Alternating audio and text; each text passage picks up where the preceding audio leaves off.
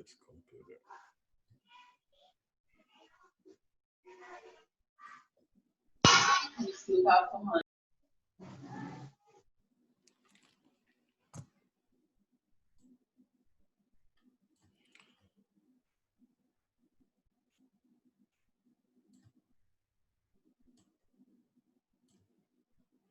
Bom, boa noite a todos e todas da nossa turma do terceiro ano de Direito do Trabalho da OEMS. Hoje é 5 de agosto, 19 horas, e nós estamos fazendo aqui hoje uma aula de reposição. Nós vamos repor a aula do dia 24 de julho, uma sexta-feira que eu tive sessão do conselho, por isso que não pude fazer aula nesse dia, nós estamos repondo ela hoje, beleza? Lembrando a todos que não há prejuízo de quem não está podendo assistir essa aula síncrona nesse momento. Por quê? Porque eu estou gravando essa aula e, posteriormente, ela, como as demais de reposição que eu fiz, eu vou pegar esse conteúdo, vou disponibilizar no Moodle para acesso por até 15 dias para quem tiver perdido a aula. E tendo acesso ao seu conteúdo e também poder fazer uma atividade para poder resgatar a presença. Essa atividade de resgate e presença eu farei para cada uma das aulas que nós tivemos, por isso que eu tenho que organizá-la no Moodle, dar um trabalhinho fazer isso aí, mas a gente vai fazer, tá joia? Para poder ter acompanhamento. Inclusive tem que lançar no Moodle a atividade do Germinal, que eu falei que quando eu lançasse ia contar o prazo dos 15 dias, eu ainda não lancei. Acho que esse final de semana eu vou tentar mexer para organizar tudo isso aí. Beleza? E então, feitos esses esclarecimentos introdutórios, sejam todos muito bem-vindos. Nós estamos falando dos princípios gerais do direito aplicáveis ao direito do trabalho. Tá ok? E agora, nós vamos dar sequência. Nós falamos na última aula do princípio da boa-fé objetiva, e hoje nós vamos falar do princípio da vedação do uso. Meu computador, gente, infelizmente, eu acho que ele não está aguentando o pau de live, esse monte de coisa. O computador está morrendo aqui. Hoje nós vamos falar do princípio da vedação do uso da própria torpeza, que é um princípio geral do direito aplicável no âmbito do direito do trabalho, tá? Primeiro ponto, princípio da vedação do uso da própria torpeza. E eu estou de terno porque eu não tirei o terno hoje desde cedo. Eu dei aula de terno, fiquei para a sustentação oral, depois tive que sair para atender processo, não sei o quê. Voltei correndo para a aula, por isso que eu estou de terno. Então é uma aula. Aí eu falei, podia até tirar, mas já que estou no embalo, vamos fazer. Quando tirar, já tomo um banho e já descansa, né? Vamos lá. O princípio da vedação do uso da própria torpeza. Primeiro ponto, um esclarecimento introdutório. A quem defenda, vocês vão pegar doutrinadores que vão entender que o princípio da vedação do uso da própria torpeza, ele não seria um princípio específico, mas sim um dos subdeveres do princípio da boa-fé objetiva. Ou seja, o princípio da vedação do uso da própria torpeza estaria contido dentro do princípio da boa-fé objetiva. Perfeito?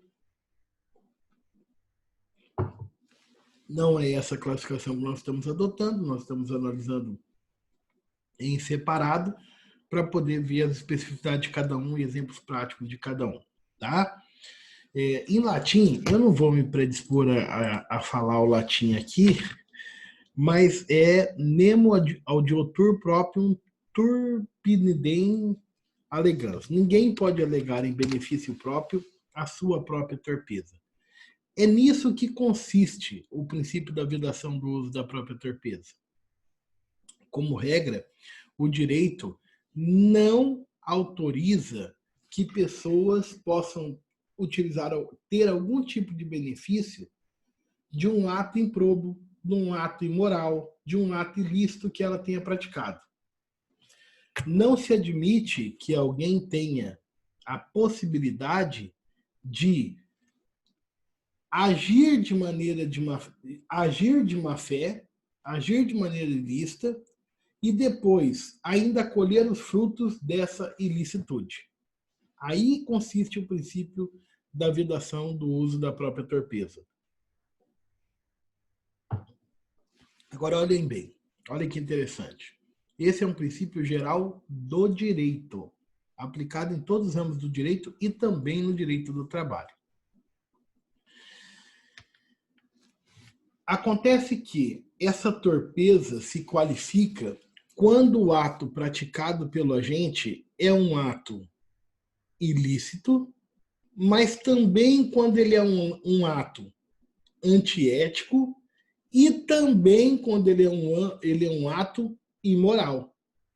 A torpeza do agente se classifica quando ela está cometendo alguma ilicitude estrito sensu, está violando alguma lei, está cometendo algum ato antiético, está violando algum dever geral de conduta de uma determinada profissão, de uma determinada categoria, de algum estatuto regulamentar ético daquela atividade. E se classifica a torpeza da conduta quando a pessoa está cometendo um ato imoral, pretendendo desse ato imoral tirar algum proveito. Perfeito? Então, a classificação da torpeza se dá, seja se o ato é ilícito, imoral ou antiético, nos três planos. Contrário sensu, noutras palavras, na verdade, o que significa dizer? Todo aquele que age de má fé, que age de maneira antiética, que age de maneira ilícita, para tentar obter algum proveito com isso, não deve obter esse proveito. Todo aquele que atua de maneira antiética, imoral e ilícita, e dessa sua atuação pretende obter algum proveito, não deve obter esse direito. O direito não deve obter esse proveito. O direito, o ordenamento jurídico, deve prever instrumentos e formas de chegar e impedir que a pessoa ganhe, receba, traga para a sua esfera jurídica aquele benefício que ele só teve, o benefício, em razão de ter agido de maneira torpe. Perfeito? Esse é o conteúdo do princípio da vedação do uso da própria torpeza.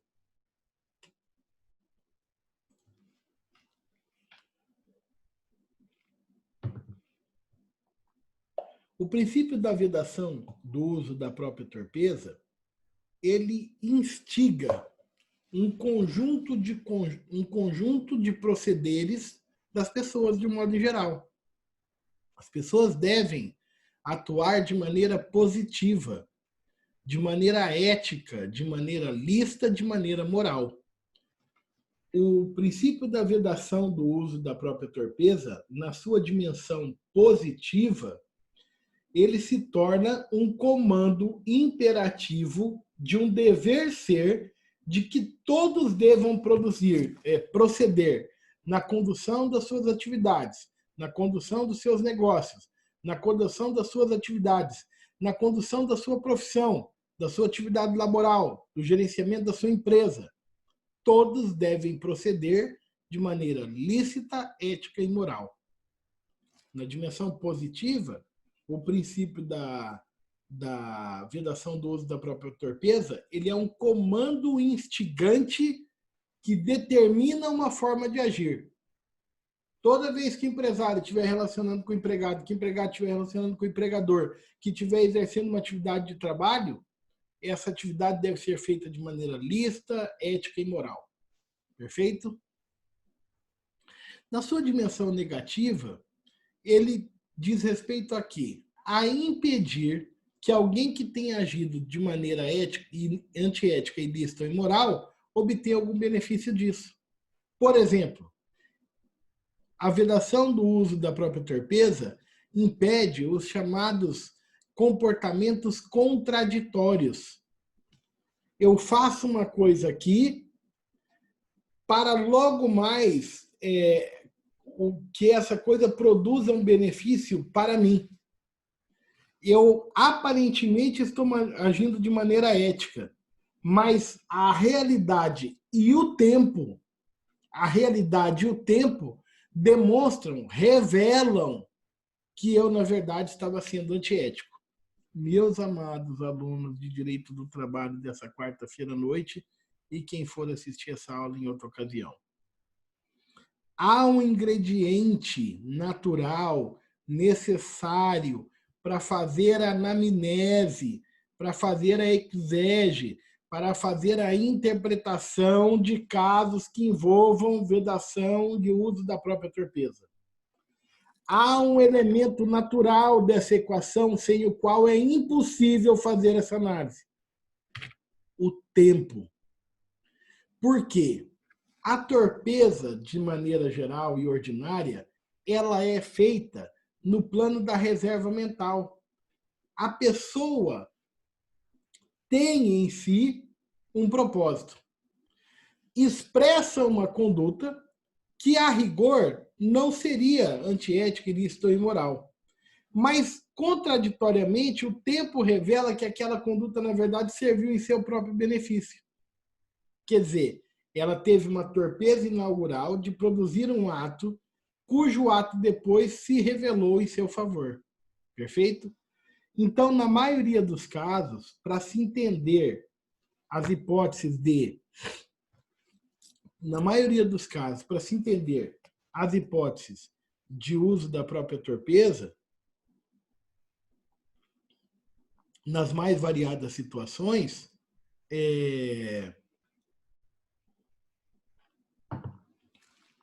na maioria das vezes, você precisa do tempo para revelar a realidade. Porque, a priori, você tem o ato praticado, que, por si só, não significa que dele advirá um resultado que trará um benefício. Mas, a posteriori, com o tempo passando, esse benefício se revela. E aí a torpeza inaugural ela é revelada. É importante observar que essa torpeza natural revelada, ela é sempre analisada no plano objetivo, porque muitas vezes a pessoa não confessa. Mas quando você faz a ligação de um conjunto de situações e de fatos, você chega à conclusão de que, na verdade, estava ali implícito na reserva mental daquela pessoa a prática daquela conduta torpe. Beleza? Vamos lá, vamos em frente. Exemplo. Exemplo da vedação do uso da própria torpeza no direito do trabalho. No direito do trabalho. O exemplo mais característico da vedação do uso da própria torpeza no direito do trabalho, ele está presente nos casos de... O caso mais recorrente de você enxergar a aplicação do princípio da vedação do uso da própria torpeza está nos casos de garantia de emprego. As garantias de emprego no modo geral. Por quê? Vou explicar para vocês. Existem várias formas de garantia de emprego. Exemplo, a gestante, desde a concepção da gravidez até 5 meses após o parto, ela tem a estabilidade da gestante. O dirigente sindical, desde o registro da candidatura e a comunicação da empresa até 1 ano após o término do mandato. Ele tem estabilidade sindical. Mesma coisa o membro da CIPA, Comissão Interna de Prevenção de Acidentes das Empresas. Mesma coisa o membro da CIPA, o membro das CCPs, Comissões de Conciliação Prévia, também tem estabilidade. Membros representantes dos trabalhadores. Perfeito? Então, todas essas pessoas têm estabilidade. Estabilidade diferida. Não é uma estabilidade plena, mas tem estabilidade no emprego. Aí vamos supor que o empregador vem e manda uma delas embora hoje. Manda ela embora hoje, sem justa causa. E ela está no curso do seu período estabilitário. Então, vamos supor que ainda tinha 1 ano de estabilidade para frente. Ora, se ela foi dispensada hoje, em 5 de agosto de 2020, e ela tem 1 ano de estabilidade no emprego, ela teria que estar trabalhando e recebendo salários até 5 de agosto de 2021. Perfeito? Exemplo tranquilo. Então, eu fui demitido, eu sou gestante, ou eu sou cipeiro, ou eu participo do CCP, ou eu sou dirigente de cooperativa, enfim. Eu tenho um ano de estabilidade para frente. Sofri acidente de trabalho, 12 meses, depois da restauração das lesões, da Lei 8.213, eu tenho estabilidade. Muito bem. Só que eu fui dispensado sem justa causa no curso da minha estabilidade. A minha estabilidade me dá direito aqui a permanecer empregado. E em permanecendo empregado, prestando meu serviço, receber os meus salários. É óbvio. Ok? Beleza. Agora, eu sou mandado embora 5 de agosto de 2020. Tenho estabilidade até 5 de agosto de 2021. Todavia, eu tenho 2 anos para propor ação trabalhista, discutindo que eu fui dispensado injustamente e tenho que ser readmitido ao trabalho, porque eu tenho estabilidade. Só que essa estabilidade, ela não se projeta no tempo. Ela é contada do marco temporal de hoje, de quando eu fui demitido. Então, eu tenho direito de ser reintegrado ao emprego e trabalhar até 5 de agosto de 2021. Ponto final.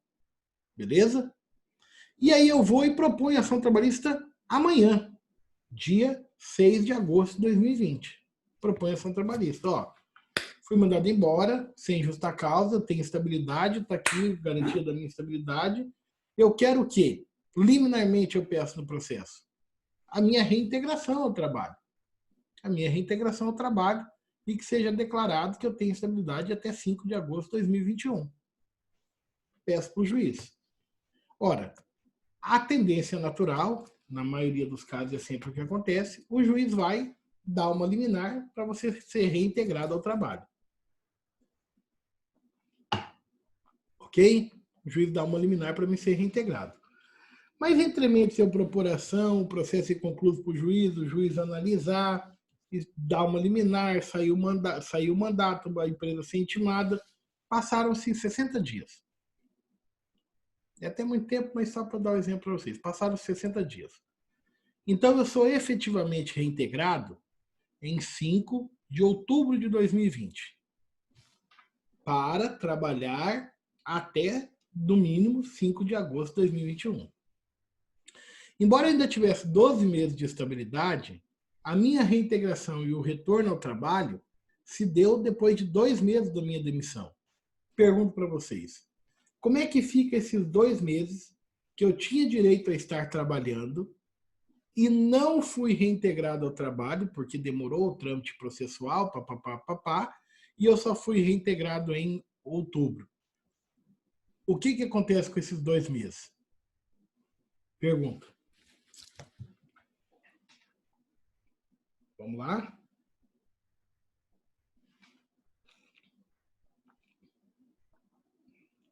Alguém vai responder no chat ou abrir o microfone?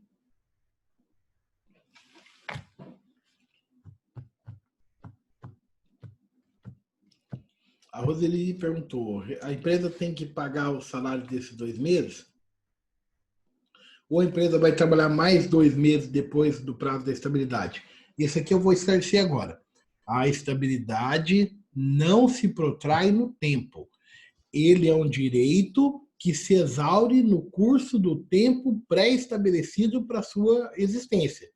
Então, se eu tenho 12 meses de estabilidade contados de 5 de agosto de 2020, eu não posso, não, mas eu entrei depois, aí eu fico com mais 2 meses para frente. Não. Ele vai se exaurir em 5 de agosto de 2021, ponto final. Eu quero saber aí, eu fiquei 2 meses sem trabalhar, porque o processo demorou, pipi, isso dá bilhão, camarada. E aí eu pergunto para vocês, o que acontece com esse caso? Então não vai trabalhar 2 meses a mais no final, Roseli, Michele, porque não vai trabalhar esses 2 meses a mais porque não se protrai no tempo a estabilidade, ela corre no tempo pré-definido. Aí a Michele colocou, acho que tem que ressarcir esses 2 meses. E aí? A empresa vai pagar por 2 meses que a pessoa não trabalhou? Só porque ela tinha direito à estabilidade?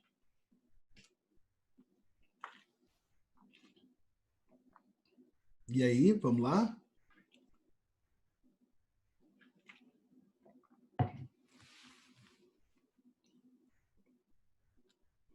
Em um primeiro momento, não se acredita que o empregado estava agindo de má fé. Não, não, não. Isso aqui não está no exemplo que eu estou dando para vocês. Inclusive, eu falei, foi demitido hoje, propôs ação trabalhista amanhã. Rápido pra caramba. Né? E aí? Ele foi lesado? Olha só, meus queridos. O trabalhador tem direito à estabilidade, garantia no emprego. Essa garantia no emprego não lhe garante o direito de receber salários sem trabalhar. Perfeito? Estão entendendo isso aí? A garantia do emprego, de qualquer gênero, estabilidade gestante, CIPeiro, CCPeiro, né? CCPeiro não se usa, mas é membro de CIPA, dirigente sindical, qualquer circunstância. Essa garantia do emprego não dá a ele o direito de receber salários sem trabalhar. Tá ok? Todavia, porém, entretanto, o tempo não volta atrás. O tempo não tem como ser ressarcido in natura. Ah, você ficou 2 meses sem trabalhar, mas eu vou mudar aqui, te dar 2 meses a mais no mundo, parar o relógio do mundo e te dar 2 meses a mais de vida, voltar atrás. Não existe isso. E como o direito à estabilidade não se protrai, ele se estabelece, ele começa e termina no prazo pré-estabelecido no seu nascedouro. O que aconteceu nesse caso? Ele tinha o direito de permanecer empregado, a empresa violou esse direito mandando ele embora sem justa causa, ele entrou com uma ação pretendendo ressarcir esse direito de trabalhar, demorou um tempo por causa da máquina judiciária, até que ele foi de fato reintegrado, e esses 2 meses que ele não trabalhou, porque demorou para chegar o mandato, analisar o processo, esses 2 meses que ele não trabalhou, embora ele não tenha trabalhado, o seu direito à estabilidade foi violado, porque ele foi mandado embora sem poder ser mandado embora. E aí, nesse caso, esse direito vai ser ressarcido como? De forma indenizada. Por isso que eu volto a trabalhar dia 5 de outubro, e recebo esses 2 meses que eu fiquei sem trabalhar a título indenizatório. A empresa tem que pagar os salários do período em que ele, sendo portador de estabilidade, não pôde trabalhar por um ato da própria empresa. Perfeito? Então, esse aí, nesse caso, o trabalhador vai receber os 60 dias de indenização dos salários do período que ele ficou afastado por justa causa da empresa, em razão do ato da empresa que mandou ele embora sem justa causa, quando não poderia ter feito isso. Perfeito? Deu para entender? Ele não... Agora, anotem bem isso aí, que eu vou pôr uma questão na prova sobre isso para vocês. E quem não assistir essa aula, quem não assistir depois no Moodle, vai ter dificuldade. Anotem bem isso aí. Ele não está recebendo 60 dias de salário porque ele tem direito a receber salário sem ter trabalhado. Não. O direito dele é voltar a trabalhar. E em trabalhando, obviamente, ele terá direito a receber salários. Mas o direito dele é estar trabalhando. Mas como o tempo é algo insuscetível de ser reparado in natura, você indeniza o período que ele deveria estar trabalhando e não esteve. Ok? Deu para entender? Confirma no chat, abre o microfone. Tudo certo? Posso evoluir?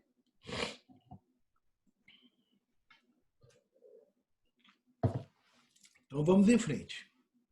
Agora é o seguinte. Vamos pensar numa outra hipótese. Fui mandado embora hoje, tem estabilidade até o mesmo exemplo. Só que quanto tempo eu tenho para propor ação trabalhista pedindo para reconhecer pedindo para reconhecer o meu direito à estabilidade? Quanto tempo eu tenho? Eu tenho 2 anos. Ok? Tem 2 anos. Aí essa mesma ação, eu não proponho ela hoje. Amanhã, no caso.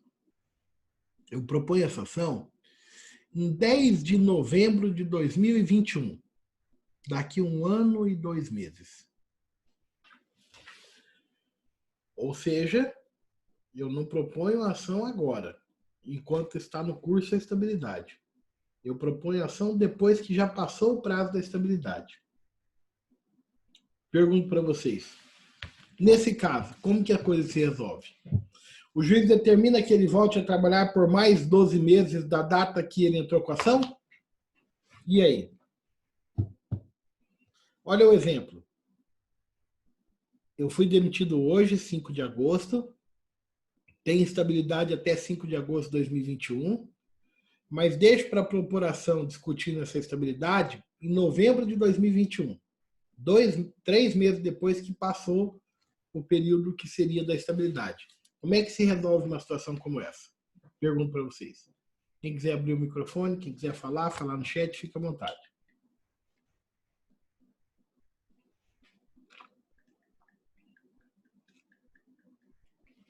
Vamos lá?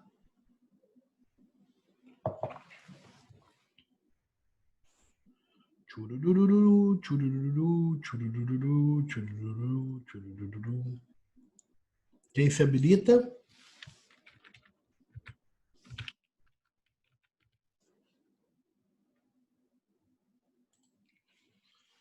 A Roseli falou assim, ele recebe a indenização porque não prorroga o prazo. Mas não daria... não daria...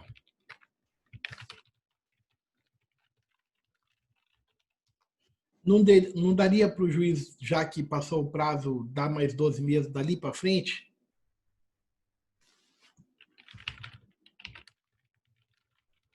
Não daria para fazer isso?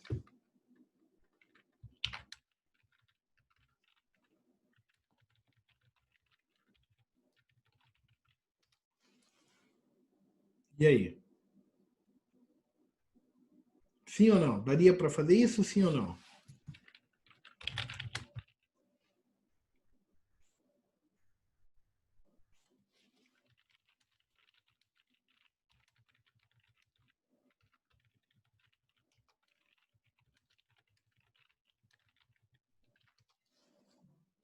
E aí, só a Roseli, ninguém mais?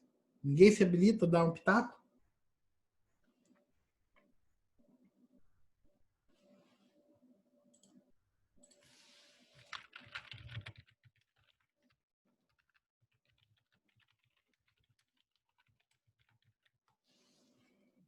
Michele, não sei.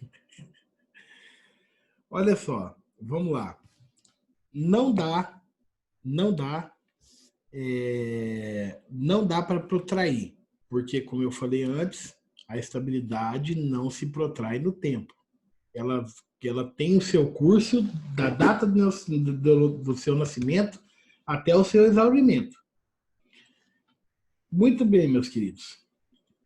Significa dizer o seguinte, que se não dá para, não dá,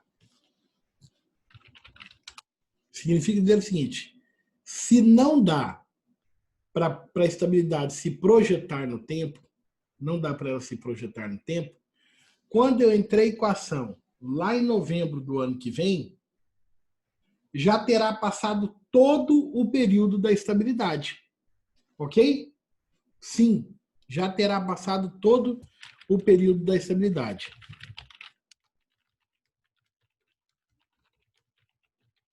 Ok? E aí eu pergunto para vocês, o que fazer nesse caso? O que fazer nesse caso? O empregado entrou com a ação depois de já passado todo o período que ele teria o direito de trabalhar, que ele poderia ter trabalhado, porque ele entrou com a ação. E aí? O que faz numa situação como essa? Uma pergunta dessa na prova é massa, né? Questão prática, né? Responda como advogado do trabalhador, como advogado da empresa e como juiz. E aí?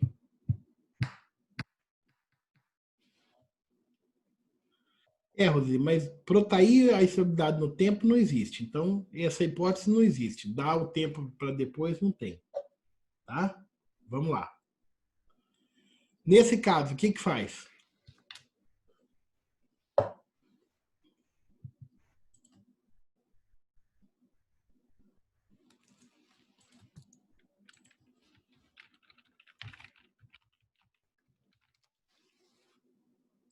Quem se habilita?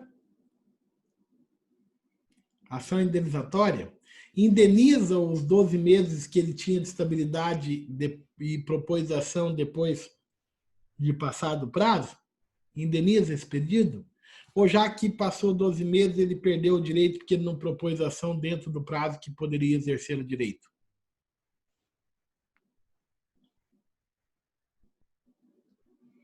Acho que é meio sem. A Angélica colocou aqui. Eu acho que é meio sem noção, porque é muito dinheiro. Eu acho que perde. Então, eu vou ajudar vocês. Se é sem noção, vai na Lei 9.029/95, artigo 4º, inciso 2 e inciso 2 da Lei 9.095, inciso 4º, artigo 4º, inciso 2.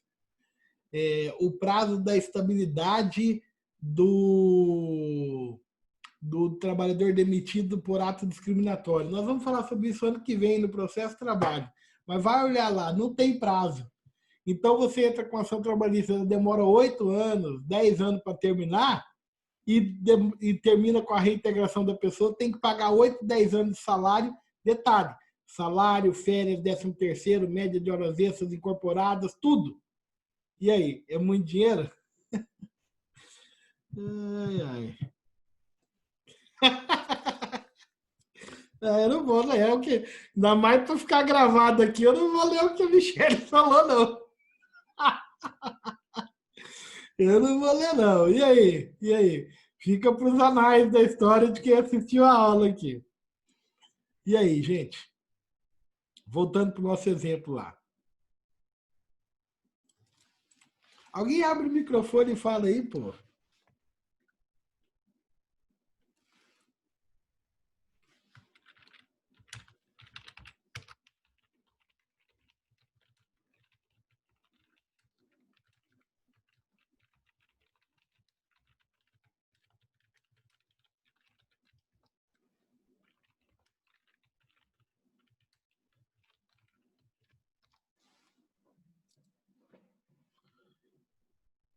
Eu acho que perdi coração ruim.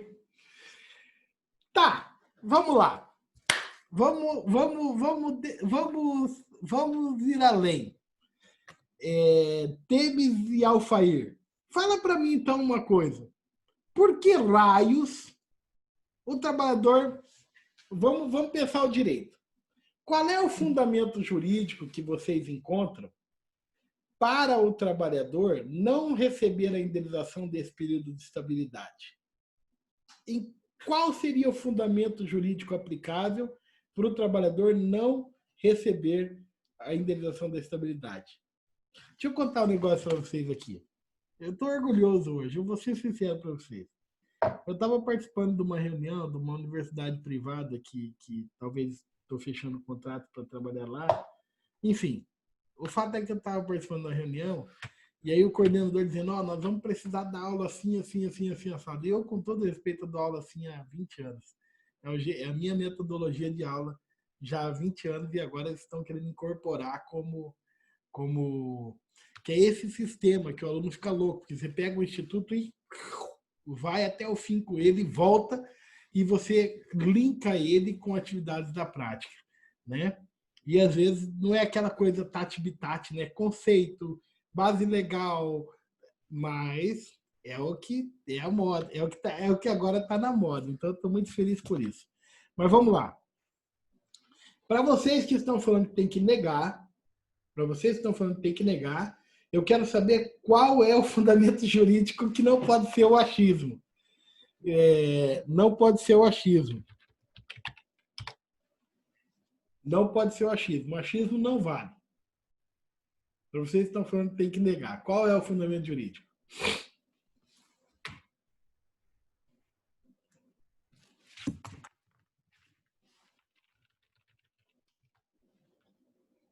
E aí? Bônus plus para quem achar o fundamento jurídico dessa negativa. Bônus plus, tá valendo. Podia ter uma... Eu vou virar DJ, eu vou pôr a trilha sonora no meio da aula, do bônus plus. Tipo um efeito. Tá na hora do bônus plus. Tá na hora do bônus plus. Não, por isso que eu não posso gravar essas aulas, né? Imagina isso aqui. Mas é a metodologia de ensino, né? Cada um tem a sua, né? Vamos lá. Gente, faça isso. Vocês querem tocar fogo no parquinho, né? Ai, ai. Vamos lá, gente. Qual é o fundamento jurídico valendo o bônus plus? Fundamento jurídico para negar valendo o bônus plus. E, ó, tá fácil, tá facinho, que vocês não têm noção. Vamos ver se alguém acertou aqui. Roseli! Pô, Roseli, você já tem, Roseli! Você já tem, Roseli! Você não pode participar do bônus plus. Você já tem, não tem? A Roseli matou. Gente, o fundamento jurídico é vedação ao uso da própria torpeza. Já tem 4. Não, você só tem 1. Os 3 perdeu. É a vedação ao uso da própria torpeza. Vocês acham que eu estou fazendo toda essa análise com vocês aqui? Por quê? Para chegar aonde? É por isso que eu estou fazendo toda essa digressão para vocês. Observem o quê? E é forte, tá? É forte esse entendimento doutrinário, só que o detalhe, meus amados, não é majoritário. Há um entendimento muito forte na doutrina e na jurisprudência trabalhista, mas não majoritário,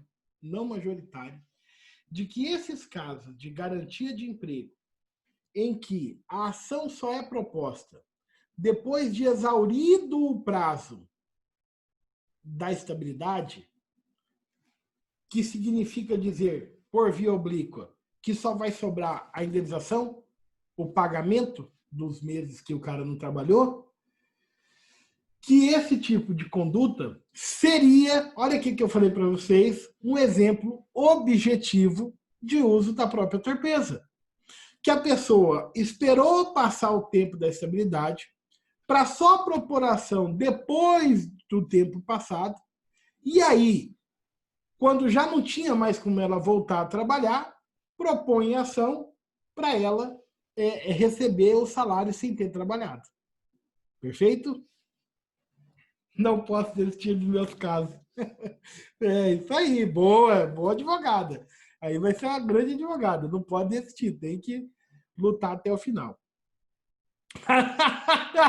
Ai, ela rouba. Eu não tinha lido aqui. Vamos lá. Então, há um entendimento muito forte, mas não majoritário. O majoritário eu vou falar para vocês qual é, de que esses casos seriam um exemplo de se aplicar o princípio da vedação do uso da própria torpeza. Porque a pessoa deixar passar o tempo, ela usou da sua torpeza para tentar ganhar algum benefício. Perfeito? Muito bem. Por que isso não é majoritário? Qual que é o entendimento majoritário? O entendimento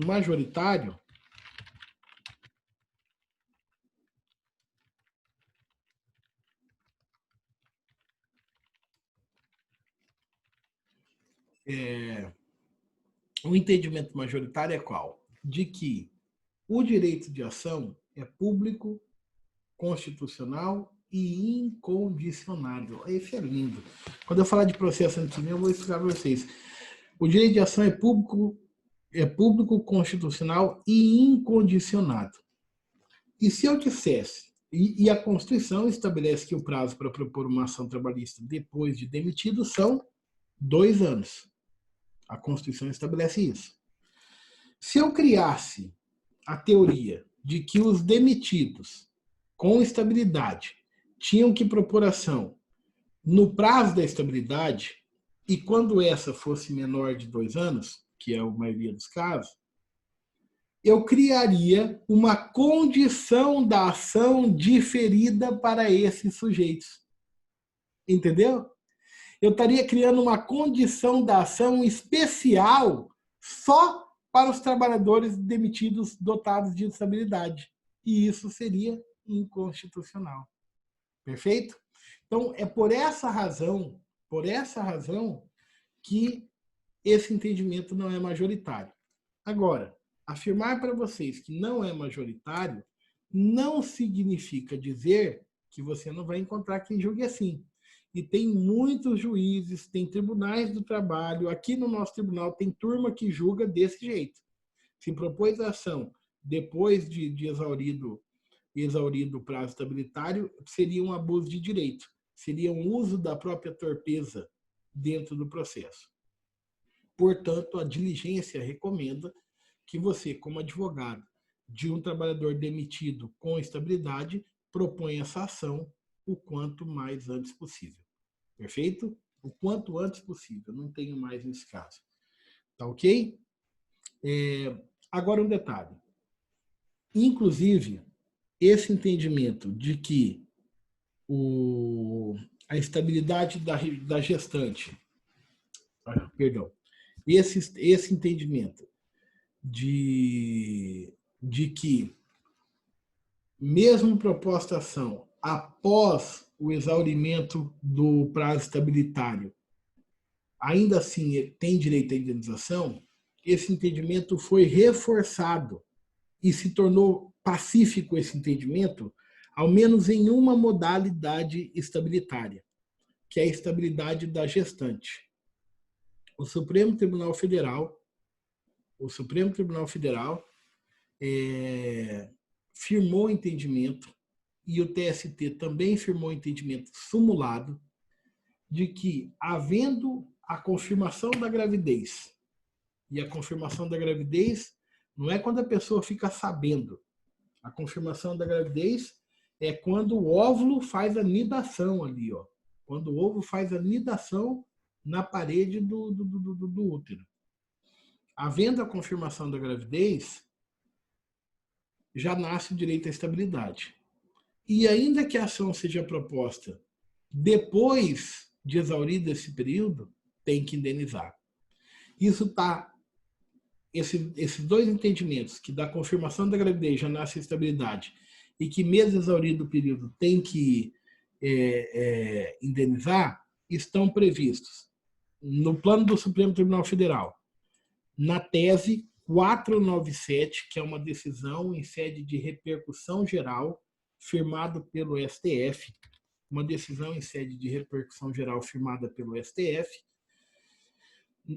que a repercussão geral, portanto, com efeito erga omnes para toda a sociedade, para todos os âmbitos, e que diz o quê? Coloquei aqui no chat para vocês. Aliás, está funcionando bem esse lance de colocar as coisas no chat, né? Eu acho melhor do que ficar projetando aquele negócio na tela, fica mais cansativo, né? O que vocês acham disso? Depois a gente conversa disso no final. Eu achei que fica bom assim, porque aí eu jogo ali o conteúdo e tal, e se tiver que printar alguma coisa, vocês printam aí do próprio chat. Então, o que diz o STF no... depois vocês podem copiar também. Perfeito. E o que diz o STF, e fica bem mais prático para mim do que eu ter que ficar projetando aquele negócio que dá um trabalho do caramba, né? O que diz o STF no tema 497 em repercussão geral? A incidência da estabilidade prevista no artigo 10, inciso 2 do DCT, que é a estabilidade da gestante, somente exige a anterioridade da gravidez à dispensa por justa causa. Porque aí também tinha uma série de coisas. Em alegação, que poderia ter explorado esse... Quer ver uma outra questão que aplicava muito entendimento da vedação da própria torpeza? Quando a grávida, por exemplo, e isso especificamente em relação à grávida. Por quê? Aí seria um outro exemplo, tá, gente? Mas eu vou pincelar rapidamente. Da aplicação do uso da própria torpeza em relação à grávida. Aliás, a aplicação do uso da própria torpeza em relação à grávida foi o que motivou essa tese do Supremo Tribunal Federal, tá? A aplicação do uso da própria torpeza em relação à grávida foi o que motivou essa decisão do tema 497 do Supremo. Por quê? Porque o entendimento era o seguinte: a grávida, às vezes, ela sabe da gravidez e esconde do empregador. Esconde porque tem medo de ser mandada embora. Esconde porque ela, na própria família, ela está com problema de divulgar o fato de estar grávida. Esconde pela razão que a mulher quiser achar para esconder, porque ela tem o direito, ela não tem a obrigação de falar o que ela está fazendo da vida dela. Beleza? E aí o pessoal falava assim, se ela foi demitida sabendo que estava grávida e não comunicou à empresa, ela teve a torpeza de omitir esse fato, que era ser portadora de uma estabilidade, e aí ela propõe, aí para piorar, propõe ação depois de exaurido o prazo. Então foi torpeza dela, ela não pode. E aí o Supremo pacificou o entendimento de que o que basta para ter o direito à estabilidade é a confirmação da gravidez. Se contou para o empregador, se não contou para o empregador, se a gestante sabia, se ela não sabia, se ela foi demitida estando grávida, ela tem direito à estabilidade. É um direito constitucional que o seu fato constitutivo está na nidação. Grudar o ovo na parede do útero. Aí vai fazer, mas professor, mas como é que vai saber se depois que faz o exame? É que quando faz o exame diz tantas semanas de gravidez. E aí você faz a conta. Porque, inclusive, pode acontecer isso.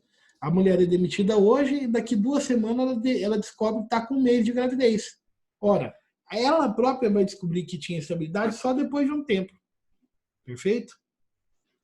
Beleza. Então, o Supremo pacificou esse entendimento e afastou o princípio da vedação ao uso da própria torpeza nesse caso específico da gestante. E o TST, na súmula 244, que eu vou colocar aqui para vocês, na súmula 244, ele firmou o entendimento pacífico, sumulado, portanto, majoritário, portanto, em que sentido? O inciso 1 da súmula 244, o inciso 1 da súmula 244 reproduz o que está no tema 497 do STF, na repercussão geral, tema 497 do STF. O que ele diz? O desconhecimento do estado gravídico pelo empregador não afasta o direito a pagamento da indenização decorrente da estabilidade. É uma outra forma de dizer aquilo que o STF disse. Mas o inciso 2 vai tratar da questão temporal que eu estava falando para vocês. A garantia de emprego à gestante só autoriza a reintegração se esta se der durante o período da estabilidade, que é o que eu falei para vocês, a estabilidade não se protrai no tempo. Ela começa e ela morre na data prevista do seu nascimento.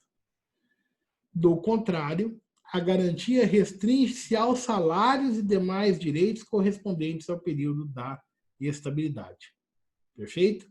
Então, se passou o tempo, se entrou com a ação, já passou o tempo, ou mesmo que entrou com a ação no tempo, mas o juiz só foi definir depois, o processo só foi acabar depois. Enfim, se passou o tempo, ela tem direito à indenização daquele período estabilitário. Perfeito? Agora, notem bem, essa discussão jurídica de que teria havido um abuso de direito e que, em razão disso, não se justifica o pagamento da estabilidade quando ela é proposta a ação depois de exaurido o prazo, continua no ordenamento jurídico. Continua tendo juiz que entende isso. Mas, em relação à gestante, o entendimento pacificou e sumulou. E com o tema 497 ficou difícil de aplicar diferente, porque é de repercussão geral do STF. Tá joia?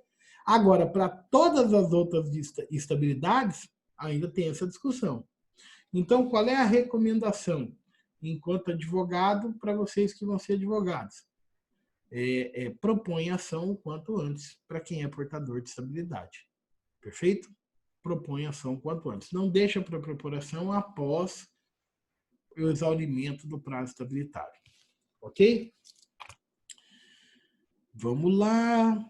Tá. Nós fechamos o pedido da vedação da própria torpeza, mas eu vou fazer um exemplozinho bem marotinho aqui para a gente pensar. Quer ver um outro exemplo de ato que pode ser considerado uso da própria torpeza? Imagine a hipótese de um agente público que pratica um ato de ofício, que teoricamente não tem nada de errado, mas que com esse ato de ofício ele obtém um reconhecimento público e social que o qualifique para posteriormente assumir outros cargos públicos mais relevantes. Ministro, presidente da República. O tempo é necessário para você discernir o uso da própria torpeza. Você não consegue discernir ela a priori. Olha que interessante, meus amados. A gente, como jurista, estabelece uma série de análises dispensando, às vezes, algumas elementares essenciais do processo. Alguns julgamentos que se faz a priori, eles não se sustentam, porque eles são feitos a priori.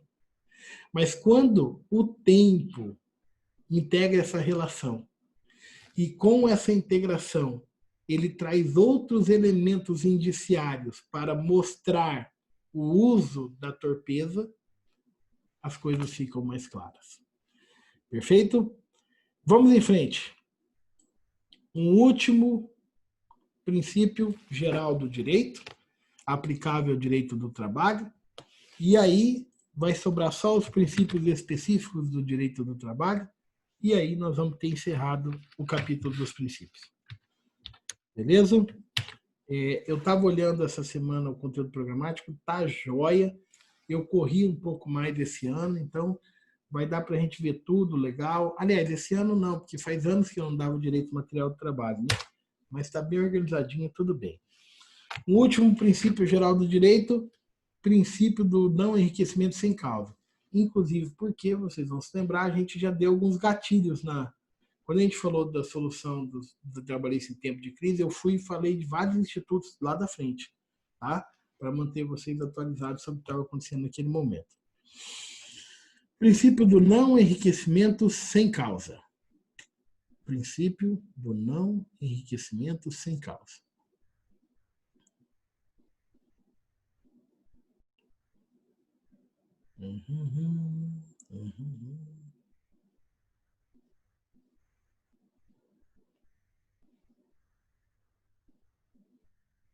Vamos lá. Em que consiste o princípio do não enriquecimento sem causa? É um princípio geral do direito, muito lógico, de que ninguém deve se locupletar, deve se enriquecer às custas de outrem, sem justificativa. Ninguém deve ficar rico, ganhar dinheiro à custa de outrem, sem algo que justifique esse ganho que ele está tendo. O princípio do enriquecimento, da vedação ao enriquecimento, da vedação ao enriquecimento sem causa, ou do não enriquecimento sem causa, ele é um princípio que foi positivado no nosso ordenamento jurídico. Foi positivado aonde? Lá no Código Civil Brasileiro. E ele tem aplicação no direito do trabalho por força do artigo 8º da CLT, que admite as normas subsidiariamente no direito do trabalho. Mas aí, quando a gente falar da subsidiariedade, a gente vai falar mais especificamente sobre isso. Mas é um princípio aplicado no direito do trabalho. O que diz o artigo 884 do Código Civil, que positivou o princípio do não enriquecimento sem causa? Agora, olha só, precisaria estar positivado para ser reconhecido como um princípio aplicável no direito do trabalho? Precisaria, sim ou não? Precisaria estar positivado para ser reconhecido como um princípio geral aplicado no direito do trabalho? Não, não precisaria. Por quê? Porque os princípios não precisam ter base legal para serem reconhecidos como tal.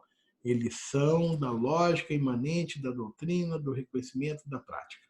Perfeito? O que diz, mas em que termos ele foi positivado? Artigo 884 a 886 do Código Civil. Aquele que, sem justa causa, se enriquecer à custa de outrem, será obrigado a restituir o indevidamente auferido, feita a atualização dos valores monetários. Então, já vem o primeiro ponto aqui. Qual é a punição do enriquecimento sem causa? Devolução dos valores que você recebeu injustificadamente. Se o enriquecimento tiver objeto determinado, quem recebeu é obrigado a restituí-la e, se não puder substituir, terá que pagar a indenização equivalente ao valor do bem da época que ele recebeu. No direito do trabalho, isso é muito comum, por quê? Porque não há como você restituir tempo de vida. Violou, enriqueceu, o empregador se enriqueceu às custas do trabalhador. Exemplo, é proibido o trabalho de menores. É proibido o trabalho de menores com menos de 16 anos de idade, salvo a partir dos 14 na condição de aprendiz. Mas o cara foi trabalhar lá catando catando algodão com 10 anos de idade. E aí ele recebeu para ser catador de algodão o valor do dia.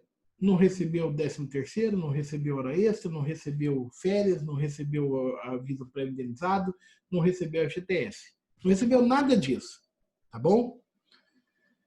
E aí ele entra com a ação e o juiz fala assim, então eu vou te devolver 2 anos de vida, você vai voltar no tempo 2 anos. Não é possível. Por que não é possível? Tem gente chegando na aula, na hora certa da chamada, hein? Não é possível retroceder no tempo, porque o tempo não é restituível in natura. Então você tem que indenizar proporcionalmente aquele período que a pessoa se enriqueceu às custas do trabalho do outro. Perfeito? Você converte em indenização. 885. A restituição é devida não só quando não tem havido causa que justifique recebimento, mas também se essa deixou de existir. O fato é, se você enriqueceu injustificadamente hoje, esse é o momento, é o tempus est actum que estabelece o momento que se está, é o tempus est actum, no momento que você ofere o benefício, que estabelece o momento que se afere o enriquecimento sem causa. Perfeito? Não caberá restituição por enriquecimento se a lei conferir ao lesado outros meios para ressarcir o prejuízo sofrido, que é o caso, por exemplo, de você obrigar uma prestação alternativa. Que quando a gente pensa no direito civil, em outras áreas do direito, é mais fácil você pensar. No direito do trabalho tem essa questão do tempo. Por isso que tudo se converte em indenização. Perfeito? Aí vamos lá. Esse princípio da vedação ao enriquecimento sem causa, falando agora especificamente dele no direito do trabalho. Esse princípio da vedação ao enriquecimento sem causa aplicado no direito do trabalho, ele tem sido muito aplicado, assim como eu falei que a proibição da própria torpeza é muito aplicado no âmbito das garantias de emprego, o princípio da vedação ao enriquecimento sem causa é muito aplicado na área trabalhista em um tema específico. Qual tema? O da indenização por danos extrapatrimoniais trabalhistas. Da indenização por danos extrapatrimoniais trabalhistas. No momento de se estabelecer o valor da indenização de um dano extrapatrimonial, de um dano extrapatrimonial, normalmente um dos critérios utilizados para aferir o valor da indenização, desde sempre, isso é pacífico, sedimentado na doutrina e na jurisprudência, desde sempre o nosso ordenamento jurídico trabalhista adota e aplica o princípio da vedação ao enriquecimento sem causa na hora de mensurar o valor da indenização. A qualquer título, indenização porque xingou, indenização porque foi mandado embora de maneira vexatória, indenização porque sofreu um acidente de trabalho. A qualquer título de indenização, vai se estabelecer uma indenização por dano moral. Entre os critérios de fixação dessa indenização, é colocada a aplicação do princípio da vedação ao enriquecimento sem causa. Perfeito? Entre os critérios está o princípio da vedação ao enriquecimento sem causa. E aí, parte da doutrina faz uma crítica muito contundente a isso e me parece com muita propriedade. Por quê? O que ela fala? Ora, O trabalhador, eminentemente, é proletariado. É proletário, é pobre, na maioria das vezes. Aliás, nós estamos falando no plano ordinário, das coisas como elas naturalmente acontecem. Claro que tem trabalhador rico que ganha muito bem, mas nós estamos falando da média geral. Se eu coloco o princípio da vedação ao enriquecimento sem causa como um critério para majorar as indenizações trabalhistas, e eu sei que o beneficiário das indenizações, na maioria dos casos, será alguém hipossuficiente, sem condição econômica, por via oblíqua, eu estou protegendo os agressores. Porque eu deixo de puni-los adequadamente, numa proporção de desestímulo pelo dano praticado, para evitar que essa punição adequada, que desestimule o dano, aplicada a alguém que é muito pobre, deixe essa pessoa rica, ou faça com que ela enriqueça injustificadamente. Percebe? É uma relação dual, imbricada, em que as duas circunstâncias falam por si. Aliás, um mesmo fato tem duas óticas de análise. Se eu coloco a vedação ao enriquecimento sem causa como um critério de apuração do valor das indenizações, e eu sei que essas indenizações, do plano prático, serão sempre dadas a alguém que é muito pobre, para quem é muito pobre, qualquer valor é muita coisa. E vai deixar ele mais. Vai produzir o enriquecimento. E isso, por um lado, eu não aumento porque eu vou produzir enriquecimento dessa parte que está recebendo. Mas, por outro lado, contrário senso, isso termina protegendo quem violou. Porque como essa pessoa que vai receber é muito pobre, se aumentar muito, ela recebe muito, esse aqui não tem como ser condenado muito. Porque se for uma condenação muito alta, enriquece essa. Então ele vai ter que ser condenado mais baixo. Portanto, há quem defenda que o princípio da vedação ao enriquecimento sem causa não deve ser utilizado como um critério de proporcionalidade de análise do valor das indenizações de danos extrapatrimoniais. Que o que tem que ser aplicado em substituição ao princípio da vedação e enriquecimento sem causa é o princípio ou teoria do punitivis damage, da punição pelo dano, que vem lá do direito norte-americano, que diz que o que importa não é você focar na vítima se ela está ficando rica ou não. O que importa é você focar no ofensor e criar uma indenização que o desestimule a continuar repetindo aquele ato. E eu acho isso lindo, porque é por isso que tem indenização de milhões de dólares nos Estados Unidos. Porque o foco não é se a vítima vai ficar rica ou vai ficar pobre, vai ganhar ou vai perder. O foco é fazer com que aquela pessoa, criar um desestímulo de tamanho tal, que aquela pessoa nunca mais pratique um ato como aquele. Nunca mais cometa um ato como aquele. Deu para entender? Muito bem. Ainda assim, eu devo dizer para vocês o quê? Que é majoritário na área trabalhista o entendimento que o princípio da vedação ao enriquecimento sem causa deve sim ser utilizado como critério para a majoração da indenização por danos morais, da valoração da indenização por danos morais trabalhistas. É majoritário esse entendimento. Quem critica é minoritário, número 1. Número 2. Assim como é minoritário esse grupo doutrinário e jurisprudencial que fala da aplicação do punitivis damage no nosso ordenamento jurídico. E aí a resistência não é só trabalhista, é em todas as áreas. Qualquer seara da justiça, a aplicação do punitivis damage é muito restrita e são poucos que a defendem. E aí eu poderia ficar mais uma hora de aula aqui só explicando o porquê disso para vocês, né? Mas pincelando, é porque a nossa sociedade ela é patrimonialista. E entre correr o risco de causar um prejuízo ao patrimônio de quem ofende e aumentar o patrimônio de quem é ofendido, eu prefiro não correr o risco de violar o patrimônio de quem ofende e nem ser aviltado pela percepção de ter aumentado o patrimônio de quem não tem patrimônio. Se você fizer uma análise antropológica e sociológica, você chega nessa constatação. Porque nada me parece justificar nós não aplicarmos o punitivo da MEI no nosso ordenamento jurídico. Nós temos aqui empresas frigoríficas que têm milhares de ações trabalhistas todos os anos. E aí, dano moral, 10 mil, 5 mil.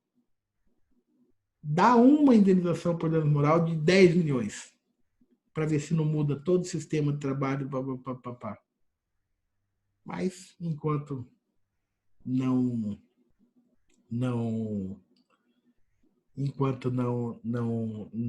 há essa vontade, vai ficando como está. Beleza? Só para fechar com vocês, o princípio da vedação e enriquecimento sem causa está na fundamentação deontológica e jurídica da criação do capítulo na CLT que trata da tarifação do dano moral trabalhista, que está lá no artigo 223, A, B, C, D e seguintes, lá da CLT. Tá? Esse, aí eu vou ter que colocar aqui no chat, mas não vai tudo de uma vez só. Foi até o 223F. Deixa eu copiar o restante aqui. F. Esse capítulo da CLT que trata da tarifação do dano moral trabalhista é um dos pontos mais polêmicos da reforma trabalhista. 223G. É um dos pontos mais polêmicos da reforma trabalhista, tá? E de duvidosa constitucionalidade. Por um conjunto de razões muito grandes para a gente detalhá-las aqui, tá? Mas como nós ainda vamos falar sobre isso mais especificamente lá na frente, lá no final das aulas, então vou deixar para o final, tá? Agora não foi tudo? Deixa eu ver aqui. 2, 3, G. Foi até o... Preciso 3. Ofensa, natureza.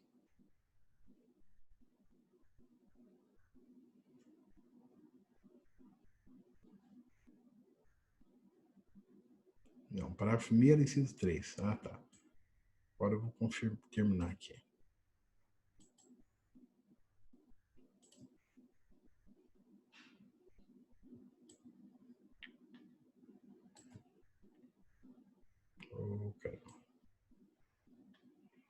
É provável que no ano que vem a gente vai falar em processo de trabalho sobre essa questão da constitucionalidade da tarifação do dano moral trabalhista, tá? Desses dispositivos que eu coloquei aqui para vocês no chat. O que eu vou adiantar para vocês agora é o seguinte, é que, em que pese toda essa discussão se ele é constitucional ou não, essa tarifação do dano moral trabalhista, me parece que não é, me parece que é uma coisa que vai cair, e vai cair sobretudo porque, por exemplo, o acidente de Brumadinho deixou claro e evidente que não dá para aplicar isso aqui, entendeu? E uma série de outras circunstâncias. Me parece que é anti-isonômico, porque vincula a remuneração do trabalhador à sua indenização. Então, o mesmo acidente que mate o trabalhador que ganha R$1.000, a indenização será uma, e se no mesmo acidente, no mesmo carro, tiver o gerente da empresa, a indenização será outra. Então, isso tudo me parece extremamente anti-isonômico e incongruente com o ordenamento jurídico. Mas, relevada essa discussão para esse momento agora da nossa aula, o que eu vou concluir com vocês? Dizer que esse dispositivo, ele nasce pela tentativa de positivar no âmbito trabalhista o princípio da vedação ao enriquecimento sem causa. Tá? Essa é a razão de existir desse princípio dentro do ordenamento jurídico trabalhista. Ok? Dito isso, nós encerramos o nosso conteúdo por hoje. Encerramos os princípios gerais do direito aplicável ao direito do trabalho e na próxima aula nós vamos entrar, para finalizar esse conteúdo de princípios, nos princípios específicos do direito do trabalho. Tá joia? Princípios específicos do direito do trabalho. E agora é a hora da nossa... Se liga aí, está na hora da nossa chamada. Vamos lá, só para me entrar aqui. Nós estamos repondo a aula do dia. Deixa eu verificar aqui. 24/7. Então, deixa eu acertar aqui o sal para 24/7. E com isso, a gente elimina o problema daquela semana que ficou sem aula por conta do Conselho Federal, tá? E que, na verdade, a gente já deixa combinado que há de ser até uma constante, vamos dizer assim, essa reposição das aulas na quarta noite, até que sobrevenha uma... Maria. Até que sobrevenha uma janela aí nas aulas normais, porque vai ter sessão do conselho agora direto, né? Segunda-feira, pelo jeito o pessoal gostou, segunda e sexta, né? Então, aí a gente vai mantendo esse sistema, eu acho que não há prejuízo, ninguém perde nada, então a coisa flui bem. Vamos lá, 24/7.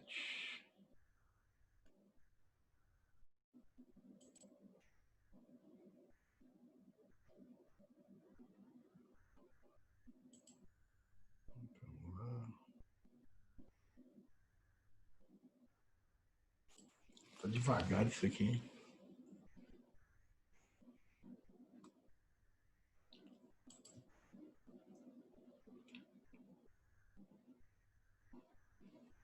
Será que travou? Tem que fazer diferente aqui.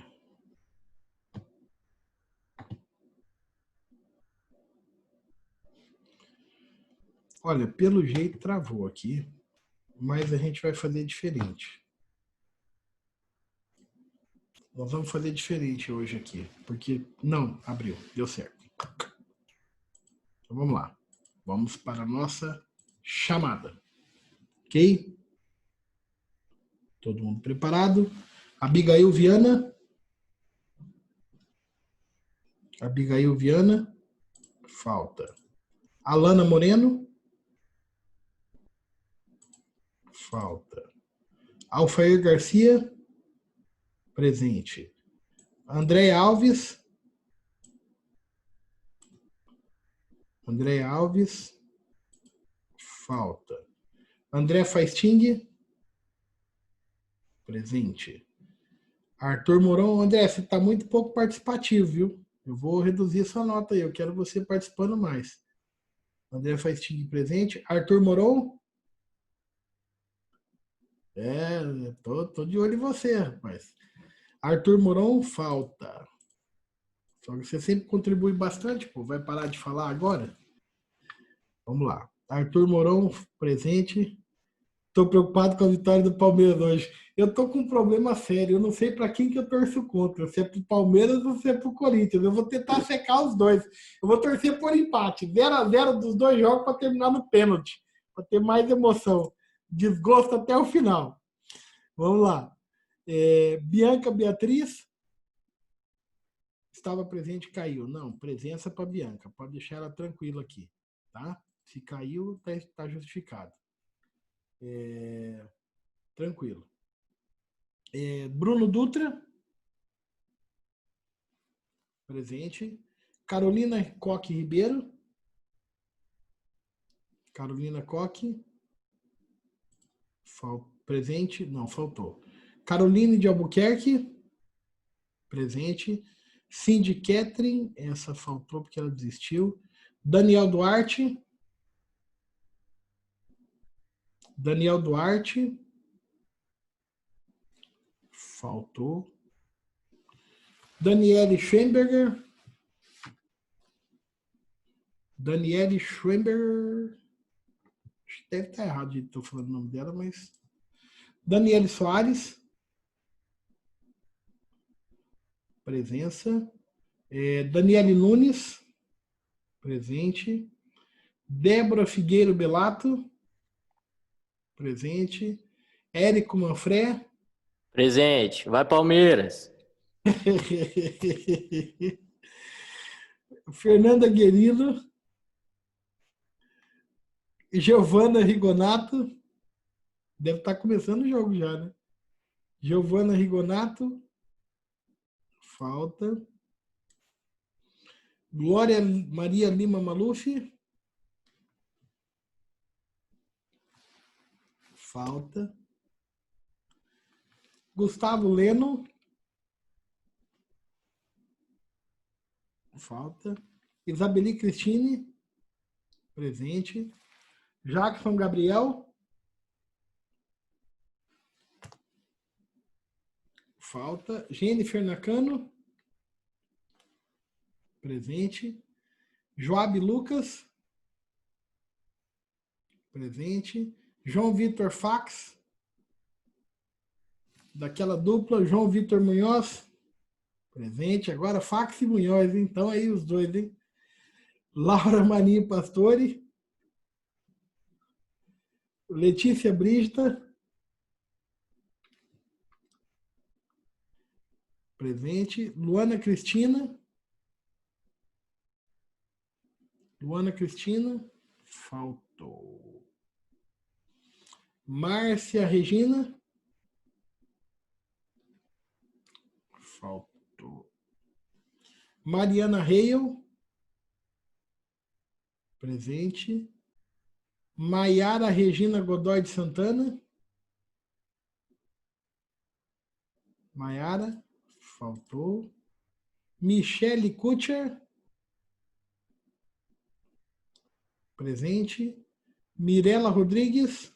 Presente. Natália Salles. Natália Salles Oliveira.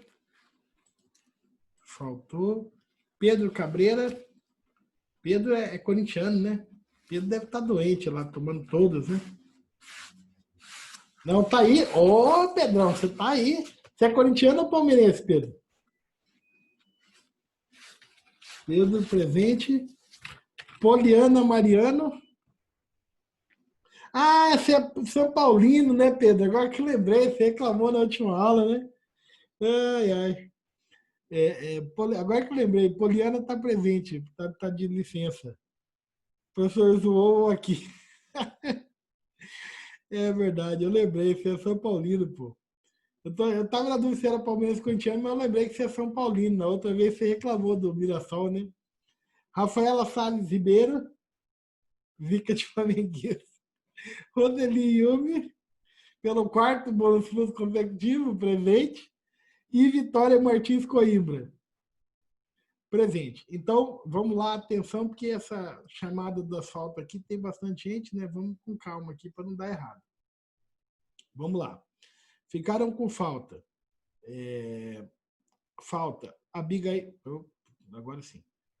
Com falta. Abigail da Silva, Alana Moreno, André Alves Soares, Arthur Moron, Carolina Coque Ribeiro. Só as faltas agora, tá?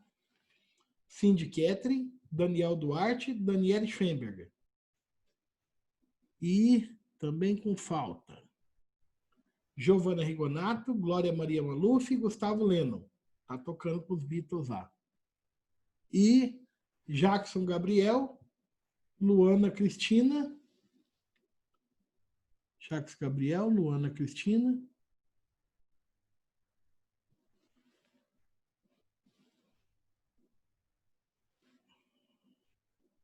Maiara Regina, Natália Salles. E é isso. Maiara Regina, Natália Salles. Beleza? Wander tá me zoando e eu nem consigo ouvir. Eu prometo que eu zoo na sexta também. Estamos combinados. Beijo para vocês. Bom descanso. Eu tô quebrado. Vamos descansar. Um abração, gente. Fiquem com Deus. Até sexta.